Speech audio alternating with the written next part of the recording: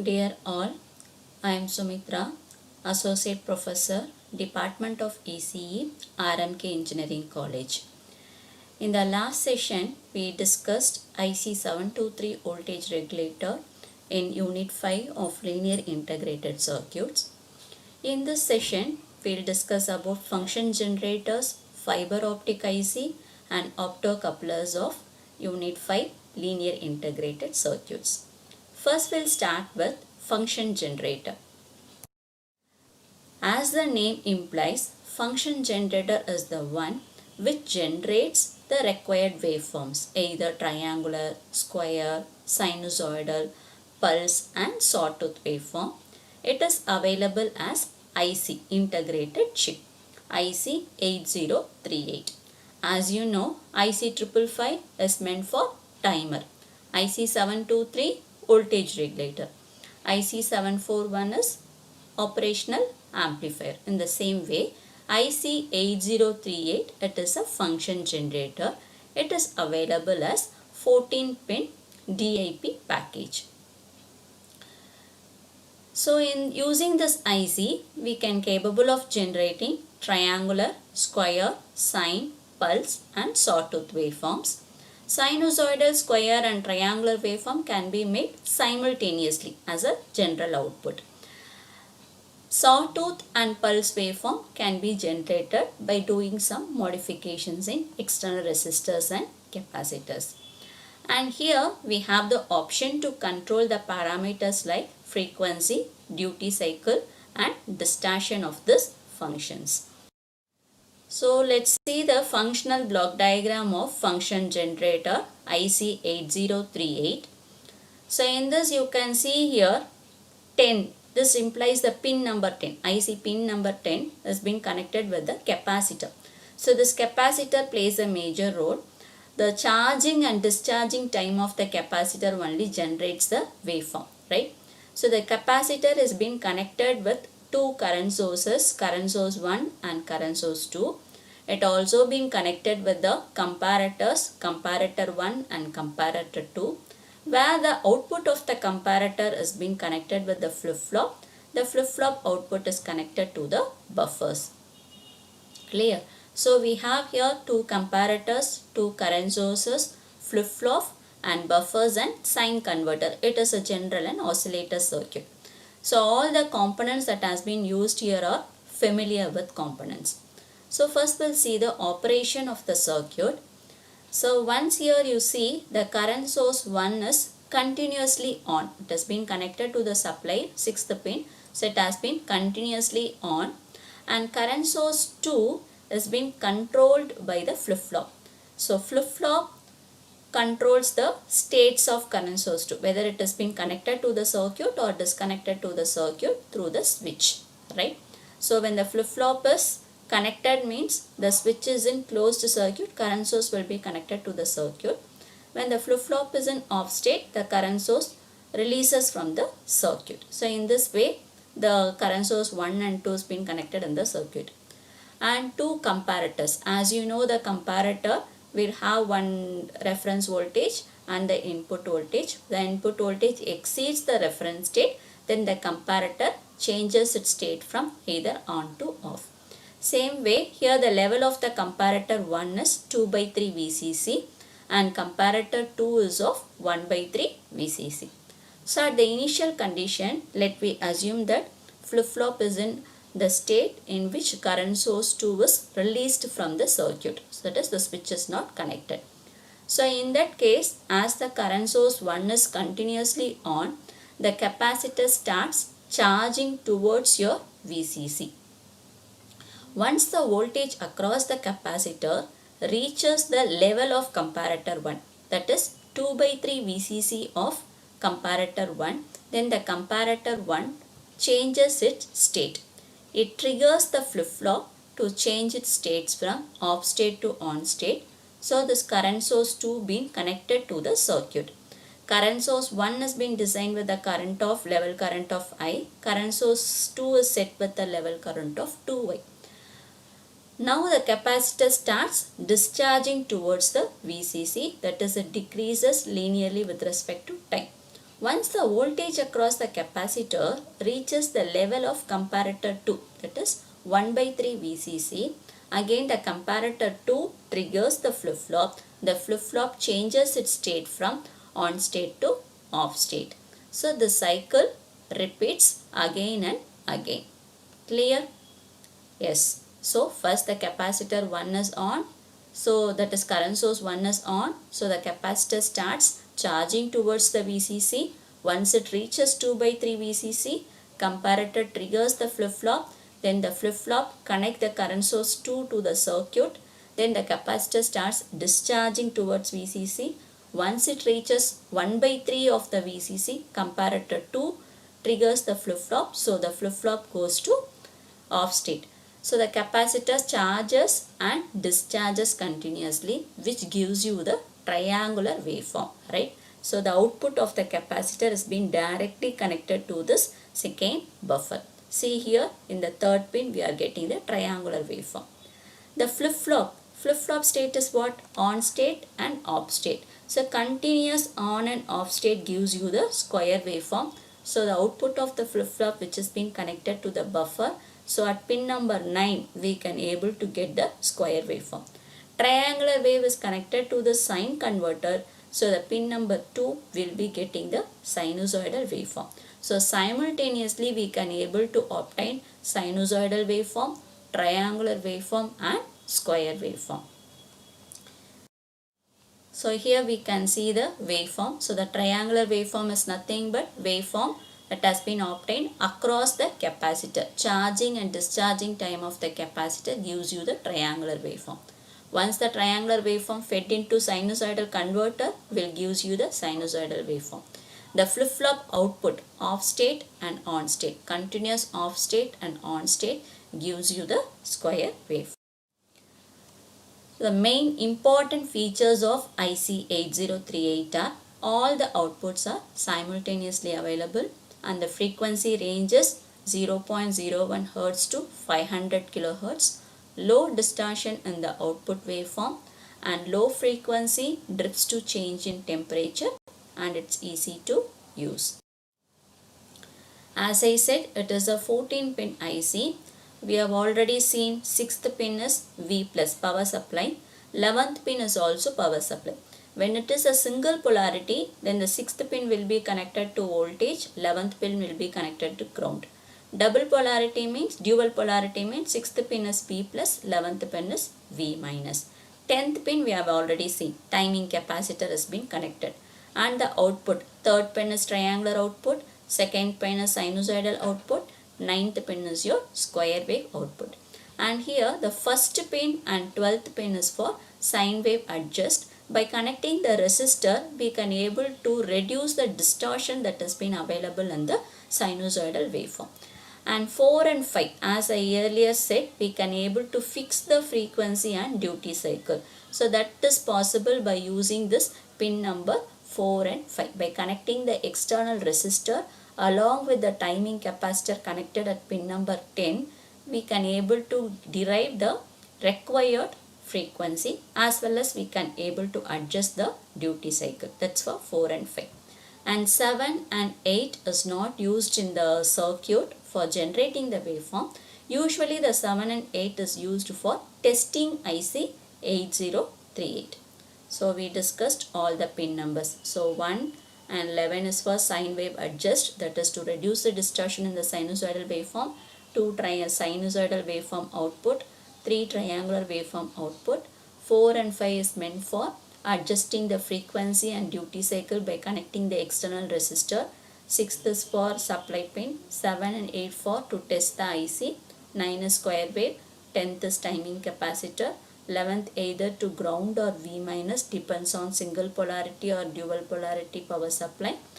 13 and 14 NC in the sense no connection. It's meant for future purpose. So let's see the connection of IC 8038, 14 pin IC, no? So it's been connected in this way. As I said, 10th pin is meant for capacitor connection. 4 and 5 we have connected the resistor RA, RB. So RA, RB along with this capacitor C only decides the frequency of operation. 7 and P are interconnected, it is not used here. It is used for testing the IC 8038. 2 is for sinusoidal output, 3 is your triangular output, 9th is your square waveform taken across the load resistor. Okay, so 12th pin is for sine wave adjust to reduce the distortion when 82 kilo ohm has been connected with the ground. So it's a very simple circuit. So in this way, if you do the connection, we can able to get the waveforms simultaneously. The pin discretion, as we already discussed, pin 1 and 12 sine wave adjust.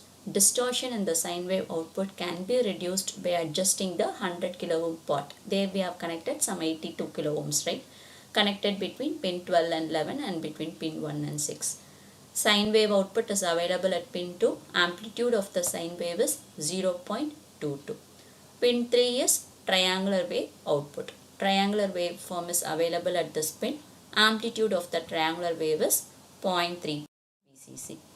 Pin 4 and 5 duty cycle and frequency adjust. External resistors and capacitors at pin 10 will decide the frequency of the output waveform. Pin 6 is plus VCC, positive supply voltage, the value which is between 10 and 30 volt is applied. Pin 7 is FM bias, that is the pin along with pin number 8 is used to test the IC8038. Pin 9 is square wave output. Pin 10 timing capacitor is connected to this pin will decide the output frequency along with the resistors connected to pin 4 and 5. Pin 11 is for ground or negative supply. So if a single polarity supply is used, this pin is connected to supply ground. If dual supply voltage is connected, then negative supply is connected to this pin. Pin 13 and 14 is no connection. So it's a very simple topic. First we have to explain the functional diagram of IC8038, then the features, pin description, how it has been used for connecting. Next we will see the parameters. Frequency of the output waveform. So the output frequency dependent on the value of resistors R1, R2 along with the external capacitor C connected at pin 10. R1, R2 is nothing but connected with the 4 and 5 pin resistor, external resistor and the. Hope you all understood the first topic, that is the frequency generator. It is a simple topic which you have to carry out with the functional block diagram, pin description and the corresponding parameters and features. Next we'll move on to the very interesting topic, optocouplers, optoisolators. As the name implies, opto is being related with the light. Okay. So optocoupler or optoisolator is a combination of light source and light detector in the same package. So it is used to couple the signal from one point to other optically by providing a complete electric isolation between them. So that only it is named as coupler isolator, coupling for optical signal from one point to other point. And isolation is to provide electrical isolation between the two parts. So this kind of isolation is provided between low power control circuit and high power output circuit. To protect the control circuit, this kind of oscillation is needed. Okay, so while we are discussing about the application, you can able to get the concept. So it's now you understood that isolator or optocoupler is meant to provide the connection between low power control circuit to high power output circuit. So for example, if you are connecting a control circuit and an output circuit. Control circuit means using a switch if you are controlling a motor, right? So switch is nothing but your control circuit. Motor is nothing but your output and power circuit. If you connect directly the low current control circuit to the high current motor, what happens is the motor current, if it is fed back to the input circuit, it will damage your control circuit totally. So some electrical isolation has to be provided between the control circuit and power circuit. In that cases, optocouplers, optoisolator plays an important role. While we are discussing the application, you can able to understand. Types of optocoupler are three types: LDR, photodiode and phototransistor. LDR is light dependent resistor optocoupler. The major characteristics of optocoupler are current transfer ratio, isolation voltage, response time. Current transfer ratio, it's nothing but it is defined as the ratio of output collector current to the input forward current. CTR is equal to IC by IF. Usually it is represented in percentage. Isolation voltage, it is the maximum voltage which can exist differentially between input and output without affecting the electrical isolation voltage. Okay. So response time, it indicates how fast an optocoupler can change its output state. That is how fast it couples the signal from input to output. That is the response time. Response time largely depends on detector transistor, input current and load resistance. So this is the diagram of LED photodiode optocoupler. You can see at the input side we have LED. At the output we have a photodiode. So whenever the input is applied, the LED starts emitting its light. When this light falls on the photodiode, it detects the light and converts into a corresponding electrical output. Thus the input is being transmitted to the output but without any electrical connection. Through the light it has been transmitted from input to output. So it is called as optocoupler. So infrared LED acts as light source. Photodiode used as detector at the receiver side. Okay, source at the transmitter side, detector at the receiver side. Advantage of using the photodiode is its high linearity. When the pulse at the input goes high, LED turns on. It emits light. This light is focused on photodiode. In response to the light, the photocurrent will start flowing through the photodiode. So as soon as the input pulse reduces to 0, LED turns off and the photocurrent through the photodiode returns to 0. Thus the pulse at the input is coupled to the output side. Clear?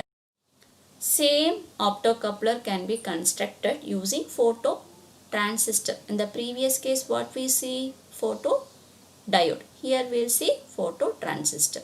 So the input is your same way LED. When the pulse is given, LED emits light. When the light falls over the photoresistor in the emitter base junction, through the collector we can able to get the corresponding output. So when the pulse at the input goes high, LED turns on. The light emitted by the LED focused on common base junction of phototransistor. In response to this light, photocurrent starts flowing which acts as base current for the phototransistor. Clear? So the pulse at the input is optically coupled to the output. The major advantages are control circuits are well protected due to electrical isolation. Yes, so there is no electrical connection between the two circuits. So control circuits can be made protected one. Wideband signal transmission is possible. Due to unidirectional signal transfer, noise from the output side does not get coupled to the input side. Interfacing with logic circuits is easily possible. It is small size and lightweight device. Disadvantages: slow speed and possibility of signal coupling for high power signals is still in the limitation. So still now we have seen the features of optocoupler IC. It is also available as IC format, that is MCT2E is a phototransistor optocoupler IC. It has an IR LED and a phototransistor. So whenever the digital signal given to this IR LED, it will be reflected on the transistor. So we won't be having any electrical connection between the two, but the signal gets coupled to the output through the optical signal. So if you want to isolate any noisy signal from your digital electronics, we can very well use this MCT2E.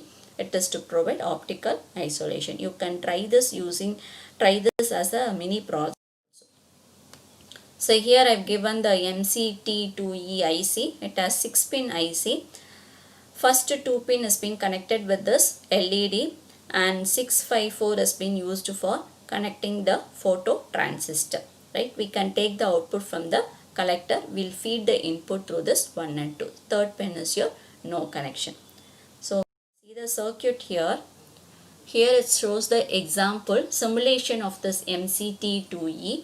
this is your IC in which first to second pin we have connected the LED, and 4, 5, 6 has been used for connecting this photo transistor. It has been internally connected. So first pin we can connect the logical input, and from the fifth pin, that is the collector pin, we can take the output. To take the output, it is normally connected with the load resistor, which is already been connected with the 5 volt. As it is already been connected with the 5 volt, so normally the logical output will be 1 if there is no input is given. If you see, if the input is given 1, it makes your LED to conduct, it will emit light. So the phototransistor starts conducting. When it starts conducting, as it has been connected to the 5 volt, this emitter gets all the current to the ground.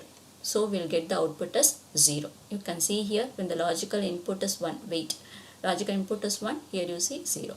When logical input is 0, this phototransistor is tied up with the high potential 5 volt, so the logical output is 1. Yes, so it is for transmitting the signal from the input side to output side without any electrical connection. So it provides electrical isolation. So it is called as opto isolator. It's used for coupling the signal from input to output through optical. So it is called as optocoupler. Yes, following. Next we'll see the simple circuit, motor control circuit using optocoupler. The circuit has been given here just to understand the concept. In the exam point of view, it is not needed. So here you can see Arduino has been access and control unit for the motor. Arduino needs 5 volt, motor needs 24 volt. So if you connect directly the control circuit to this motor circuit, the high current flow may damage your Arduino board. So in order to avoid that, we can use this optocoupler in between. So optocoupler tries to compulse the signal from Arduino board to the motor. In the same way, it provides the electrical isolation from the input to the output. So if the Arduino board is high voltage input is given, the switch is on, it will make your motor to run, motor get into on state. If the Arduino input is low or switch is in off state, it makes the motor to go to off state. So in this way, we can control the motor using the Arduino board with the need of this optocoupler. Yes, so high power circuit can be controlled by the low power circuit by using this optocoupler. Optocoupler helps to protect the control circuit just by providing electrical isolation. This is the concept of optocoupler. Hope you all understood the concept of optocoupler with this example. Not only 24 volt DC, we can connect 230 volt AC circuit also as an output with a 5 volt control circuit, either with FPGA, microprocessor, microcontroller. Anything can be accessed, any processor can access an control circuit to control the high power module by using this optocoupler. This is the major application of this optocoupler circuit, which has 3 major blocks: optoelectronic conversion, electronic process and optoelectronic conversion, in which it gets the optical input, process using the electronic signal, and then releases the output. So OEIC performs the 3 major operations: optical detection, electronic processing, which includes switching and amplification, and light transmission. So it is used as complex electronic switching circuit to route broadband signals to the individual subscribers. So broadband signals will be in gigabits. It has to be transmitted to the individual subscribers. So in that cases, we have to process the optical signals via electronic unit and get the output is also in optical mode. In this cases, we can use this OEIC is one of the major module. So OEICs allows fast and efficient switching of optical signals as they routed from multi-gigabit trunk loop to individual subscribers of metropolitan network. So it is very much used for telecommunication networks or any high-speed networks. Hope you all understood function generators, optocouplers, optoisolator and optoelectronic IC. Soon we'll see it with the next interesting topic. Thank you.